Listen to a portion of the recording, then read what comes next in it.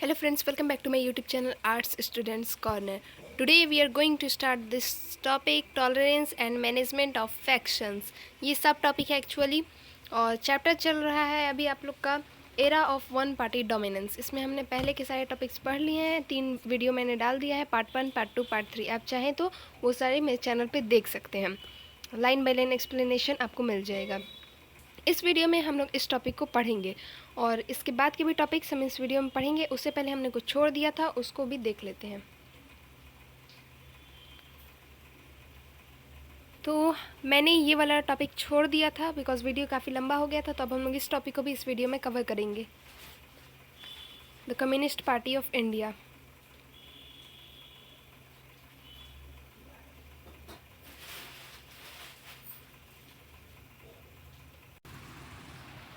Friends, उम्मीद है आप लोग को समझ आएगा। अच्छा लगेगा तो लाइक कर दीजिएगा, अच्छा नहीं लगेगा तो डिसलाइक कर दीजिएगा। अपने फ्रेंड्स के साथ ज़्यादा से ज़्यादा शेयर कीजिएगा और चैनल को सब्सक्राइब करना मत भूलिएगा। और अपने साथ बुक्स खोल के बैठिएगा, उससे आपको समझने में बहुत आसानी होगी। और जो जैसे जैसे मैं पढ़ाऊँगी कुछ इंपॉर्टेंट चीज़ें आएंगी तो मैं बोलूँगी अंडरलाइन करने को, आप साथ साथ अंडरलाइन करते चलिएगा, तो उससे आपको हेल्प मिलेगा।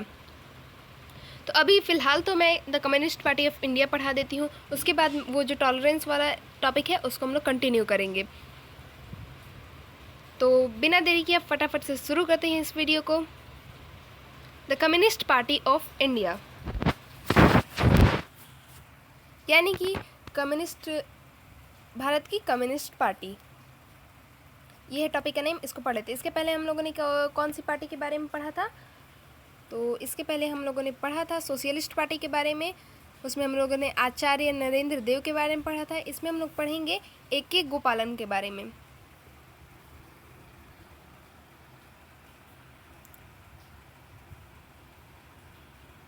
ये रहे A.K. गोपालन।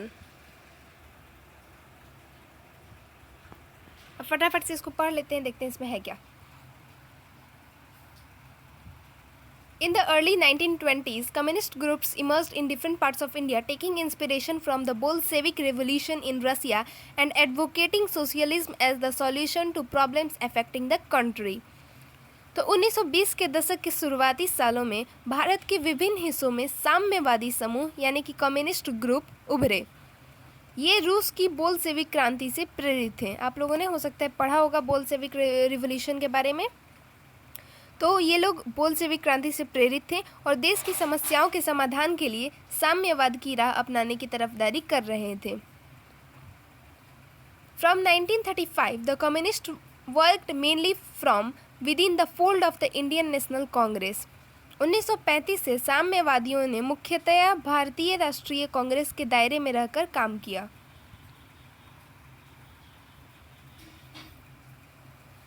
A parting of ways took place in December 1941 when the communists decided to support the British in their war against Nazi Germany.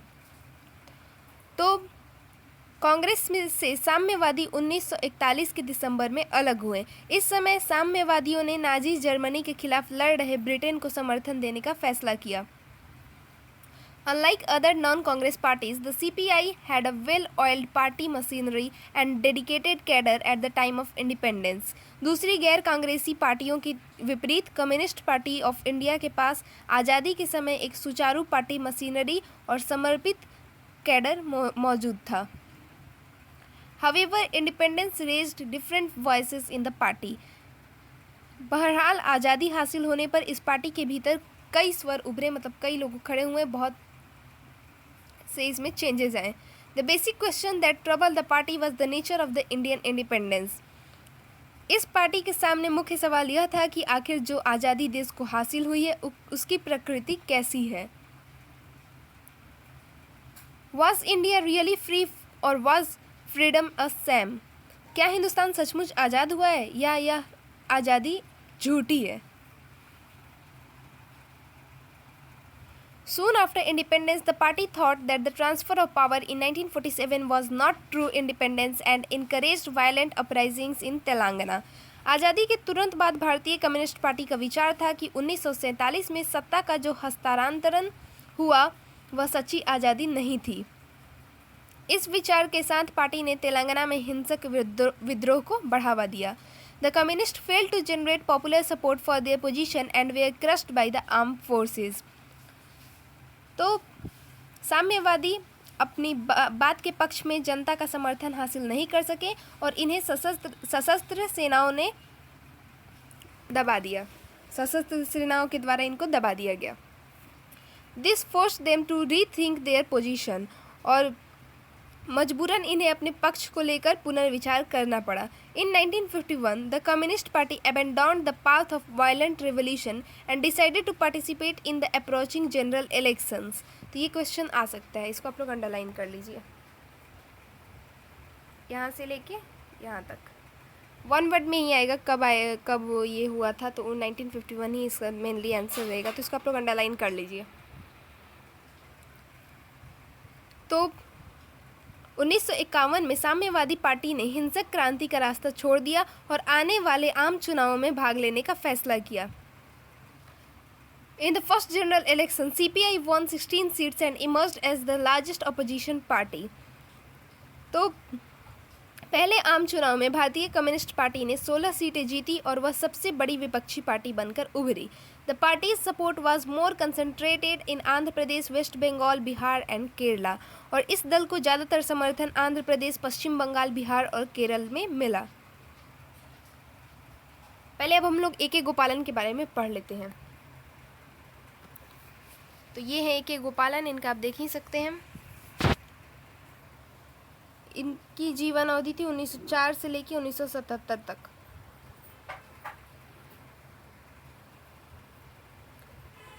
पढ़ लेते हैं इनके बारे में। कम्युनिस्ट लीडर फ्रॉम केरला, तो ये केरल के कम्युनिस्ट नेता थे। Worked as a Congress worker initially, राजनीति जीवन का आरंभ कांग्रेस कार्यकर्ता के रूप में। फिर ज्वाइन द कम्युनिस्ट पार्टी इन 1939, 1939 में कम्युनिस्ट पार्टी में शामिल हो गए। इसको भी अंडरलाइन कर लीजिए कब वो कम्युनिस्ट पार्टी में शामिल हुए थे, 1939 में। After the split in the communist party इन 1964, 1964 में कम्युनिस्ट पार्टी के विभाजन के बाद join the CPIM and work for strengthening the party. Communist party of India मार्क्सवादी में शामिल हो गए और पार्टी की मजबूती के लिए कार्य किया। Respected as a parliamentarian member of parliament from 1952, सांसद के रूप में विशेष ख्याति मिली और 1952 से सांसद थे ये। A K. Gopalan, A.C. Dange, E.M.S. Namboodiripad, P.C. Joshi, Ajay Ghosh and P. Sundarayya were among the notable leaders of the CPI। भारतीय कम्युनिस्ट पार्टी के प्रमुख नेताओं में ए.के. गोपालन, S.A. Dange, E.M.S. Namboodiripad, P.C. Joshi, Ajay Ghosh और P. सुंदरैया के नाम लिए जाते हैं। The party went through a major split in 1964 following the ideological rift between Soviet Union and China. चीन और सोवियत संघ के बीच विचारधारात्मक अंतर आने के बाद भारतीय कम्युनिस्ट पार्टी 1964 में एक बड़ी टूट का शिकार हुई, 1964 में टूट गई। The pro Soviet faction remained as the CPI while the opponents formed the CPIM. Both these parties continue to exist to this day. Soviet संघ की विचारधारा को ठीक मानने वाले भारतीय कम्युनिस्ट पार्टी में रहे, जबकि इसके विरोध में राय रखने वाले ने भारतीय कम्युनिस्ट पार्टी मार्क्सवादी या CPIM नाम से अलग दल बनाया। ये दोनों दल आज तक कायम हैं। तो ये था हमारा topic communist party of India के बारे में। यह आप उम्मीद है आप लोग को समझ आ गया होगा। अब हम लोग बढ़ते हैं अपने जो टॉपिक पढ़ना था हमें, tolerance and management of factions, उसको हम लोग देख लेते हैं, उसको पढ़ लेते हैं उसमें क्या दिया हुआ है। एंड फिर हम लोग को पढ़ना है एक और पार्टी के बारे में, भारतीय जनसंघ के बारे में।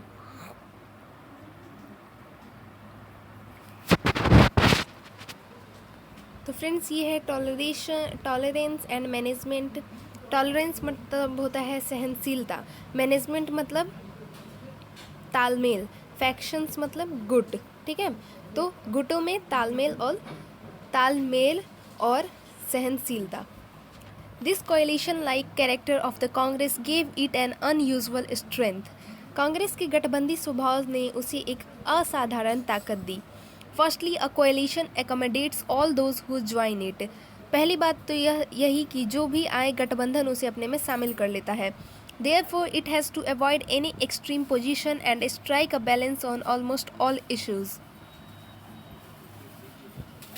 इसी कारण गठबंधन को अतिवादी रुख अपनाने से बचना होता है और हर मसले पर संतुलन को साध कर चलना पड़ता है। Compromise and inclusiveness are the hallmarks of a coalition. सुलह समझौते पर के रास्ते पर चलना और सर्वसमावेशी होना गठबंधन की विशेषता होती है। This strategy put the opposition in a difficulty. इस रणनीति की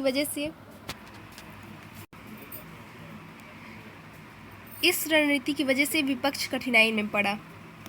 anything that the opposition wanted to say would also find a place in the programme and ideology of the Congress.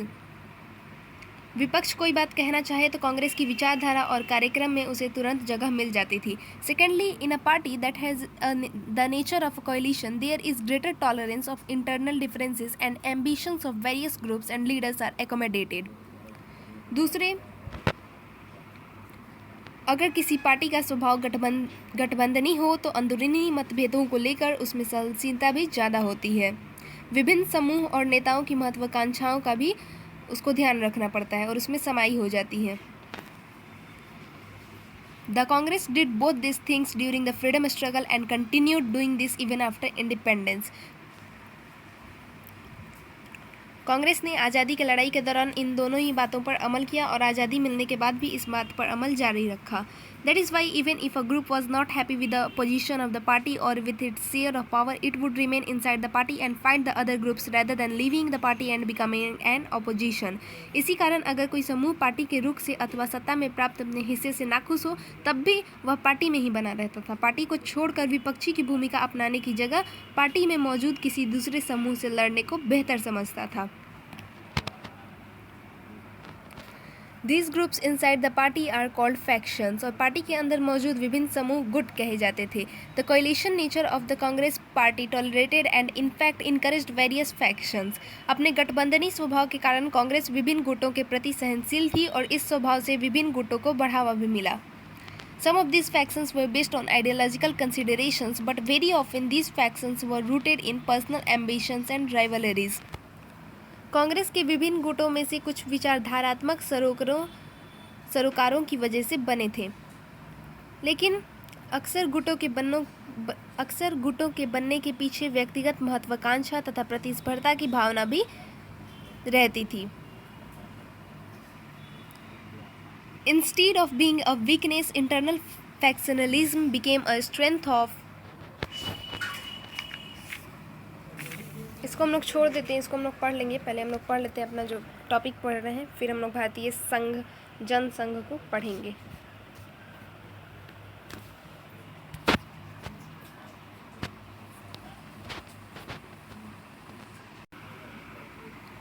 The Congress.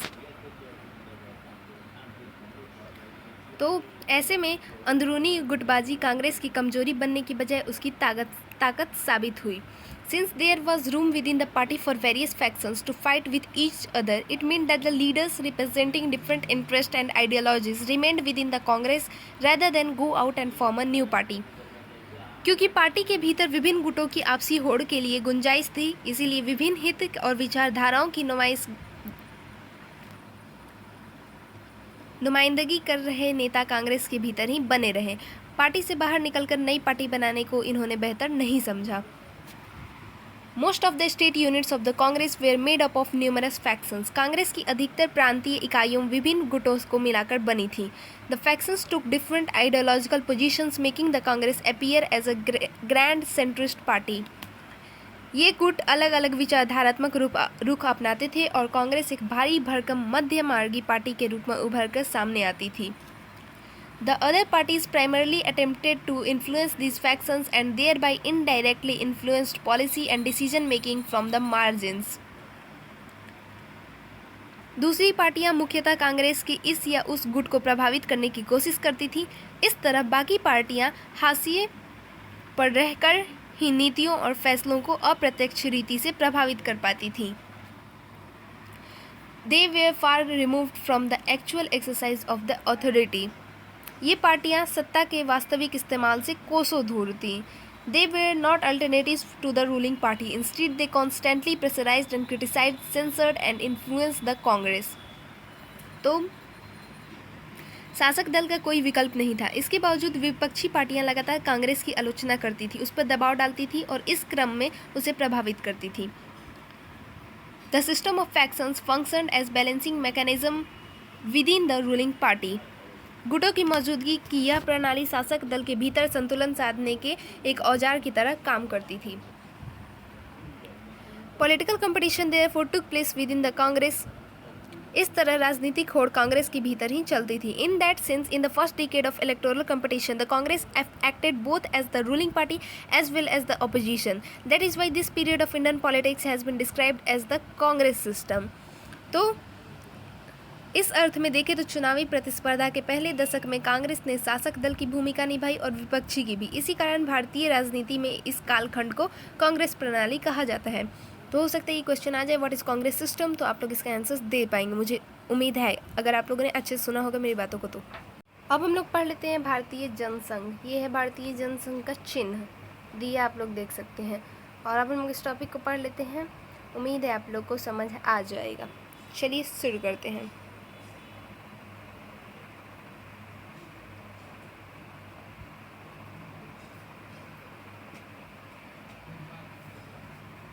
The Bharatiya Jana Sangh was formed in 1951। Important question है, underline कर लीजिए। With Shyam Prasad Mukherjee as its founder president, ये भी आ सकता है, underline कर लीजिए। तो इसको पूरे को अंडरलाइन कर लीजिए। The Bharatiya Jana Sangh was formed in 1951 with Shyam Prasad Mukherjee as its founder president.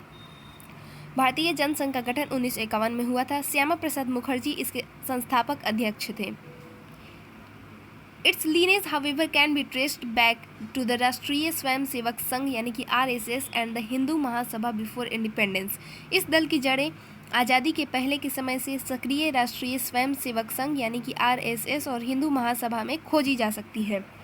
तो देखिए, लीनेज मतलब होता है वंश। यहाँ पे हम लोग जड़ यूज़ कर सकते हैं सब, बिकॉज वंश मतलब क्या होता है, बहुत पहले से जो चला आ रहा है वही हो गया वंश, ठीक है। तो उसी तरह से हम यहाँ पे यूज़ कर सकते हैं जड़, किसी जड़ से ही पेड़ बनता है, आप लोग समझ सकते हैं, इतनी तो आप लोग को कॉमन सेंस होगा ही। The Jansangh was different from other parties in terms of ideology and programmes. Jansangh अपनी विचारधारा और कार्यक्रमों के लिहाज से बाकी दलों से भिन्न है।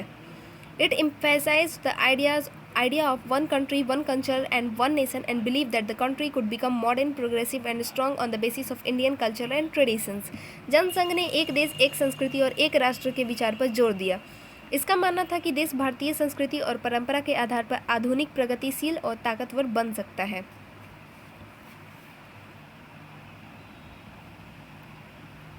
The party called for a reunion of India and Pakistan in अखंड भारत। तो जनसंघ ने भारत और पाकिस्तान को एक करके अखंड भारत बनाने की बात कही थी। The party was in forefront of the agitation to replace English with Hindi as the official language of India and was also oppose to the granting of concessions to religious and cultural minorities. तो इसने धार्मिक और सांस्कृतिक पहले तो इसने अंग्रेजी को हटाकर हिंदी को राजभाषा बनाने के आंदोलन में यह पार्टी सबसे आगे थी, और फिर इसने धार्मिक और सांस्कृतिक अल्पसंख्यकों को रियायत देने की बात का विरोध किया। The party was a consistent advocate of India developing nuclear weapons specially after China carried out its atomic test in 1964। चीन ने 1964 में अपना आणविक परीक्षण किया था। इसके बाद से जनसंघ ने लगातार इस बात की पैरोकारी की कि भारत भी अपने आणविक हथियार तैयार करे। In the 1950 Jana Sangh remained on the margins of the electoral politics and was able to secure only 3 Lok Sabha seats in 1952 elections and 4 seats in 1957 general elections to Lok Sabha। तो 1950 के दशक में जनसंघ चुनावी राजनीति के हाशिए पर रहा। इस पार्टी को 1952 के चुनाव में लोकसभा की 3 सीटों पर सफलता मिली और 1957 के आम चुनावों में इसने लोकसभा की 4 सीटें जीती। In the early years, its support came mainly from the urban areas in the Hindi-speaking states like Rajasthan, Madhya Pradesh, Delhi and Uttar Pradesh. शुरुआती सालों में इस पार्टी को हिंदी भाषा राज्यों मसलन राजस्थान, मध्य प्रदेश, दिल्ली और उत्तर प्रदेश के शहरी इलाकों का समर्थन मिला। The party's leaders included Shyama Prasad Mukherjee, Deendayal Upadhyay and Balraj Madhok. तो जनसंघ के नेताओं में श्यामा प्रसाद मुखर्जी, दीनदयाल उपाध्याय और बलराज मधोक के नाम शामिल हैं। The Bharatiya Janata Party traces its roots to Bharatiya Jana Sangh. भारतीय जनता पार्टी की जड़ें इस जनसंघ में हैं। देख लेते हैं जरा दीनदयाल उपाध्याय जी के बारे में। तो ये हैं दीनदयाल उपाध्याय। उस टाइम पे ना जो लेखक कवि थे उन लोगों का ज़्यादा वो क्या कहते हैं, वो लोग ज़्यादा ज्वाइन कर रहे थे पार्टी वगैरह। दीनदयाल उपाध्याय ये 1916 से 1968 तक रहे थे। 1942 में राष्ट्रीय स्वयं सेवक संघ के पूर्णकालिक कार्यकर्ता थे। Full time RSS worker since 1942, founder member of भारतीय जनसंघ और भारतीय जनसंघ के संस्थापक सदस्य थे। General secretary and later president of भारतीय जनसंघ। भारतीय जनसंघ में पहले महासचिव फिर अध्यक्ष बने। जन initiated the concept of integral humanism. समग्र मानवतावाद सिद्धांत के प्रणेता थे ये। तो उम्मीद है आप लोग को ये वीडियो अच्छा लगा होगा, सब कुछ समझ आया होगा। तो लाइक कर दीजिएगा, ज़्यादा से ज़्यादा शेयर कीजिएगा, चैनल को सब्सक्राइब करना मत भूलिएगा। आज के वीडियो में बस इतना ही। Thank you for watching the video.